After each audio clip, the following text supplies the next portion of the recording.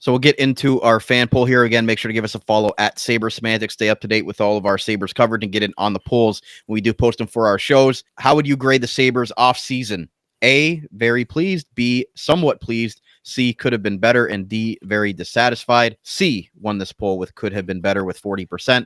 Second was a tie with the somewhat pleased and very dissatisfied, and then very pleased had 0% to nobody's surprise. But Austin, C grade was the consensus here. Yeah, I think that's perfectly fair, right? Could have been better. Like, it's basically what we spent the whole last, 35 minutes basically saying was it was fine. It just could have been better.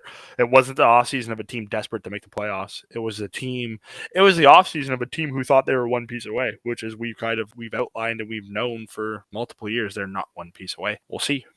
Maybe we all looked dumb. Maybe the team defense was the only thing holding them back. Maybe they will still be the best 5-on-5 scoring team this year. Maybe their power play will, take an uptick. Maybe their defense will improve. But it was fine. Just not literally like the poll says, could have been better. Second poll that we posted was which re-signing by the Sabres this offseason was the most important to get done. Ryan McLeod won this poll 62.5%. Second place was a tie between Bowen Byram and Devin Levi at 18.8. Again, I know you were a little bit hesitant about even putting Levi on it because it's more of a Rochester move at the moment. And Jack Quinn was at 0%, but I don't think anybody's surprised that Ryan McLeod was the very much consensus winner here. Yeah, again, clearly, even the Levi thing, it's not even that. It was just to me, that wasn't the signing Levi was not an important signing for this year's Sabres, right? Because as I outlined, it's Lyon and Luukkonen, and I think that's unless something goes wrong. But yeah, I mean, McLeod was clearly the answer here. Most people probably thought Byram was going to be gone. Most people like me think Byram's a little bit overrated unless he's playing with Dahlin.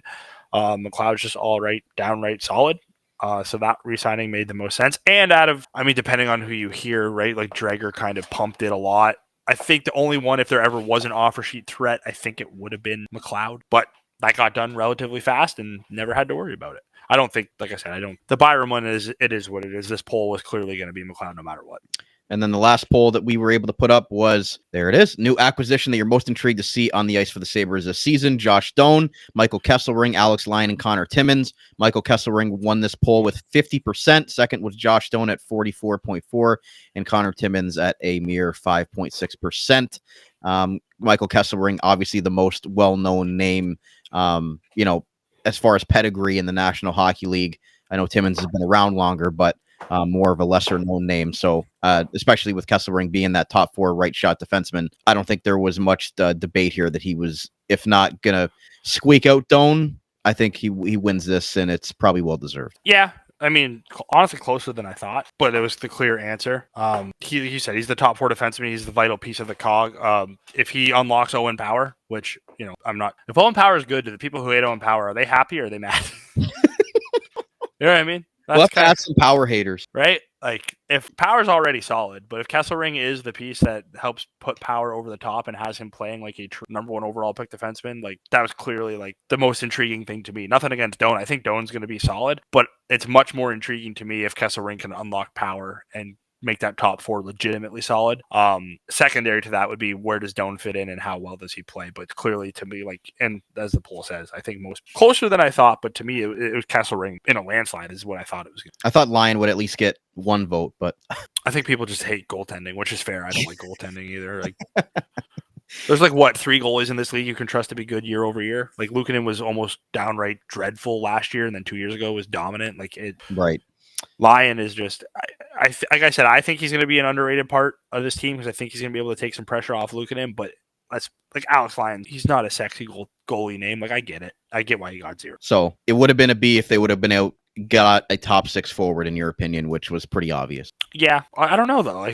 Simply moving Peterka and Byram out and just replacing them. To me, it would have been like if we're sitting here today and they traded Byram for Jake Neighbors, it's probably still a C because now there's a gaping hole in your top 4 defense. Right, unless you're expecting Merca to make it as a 19-year-old rookie.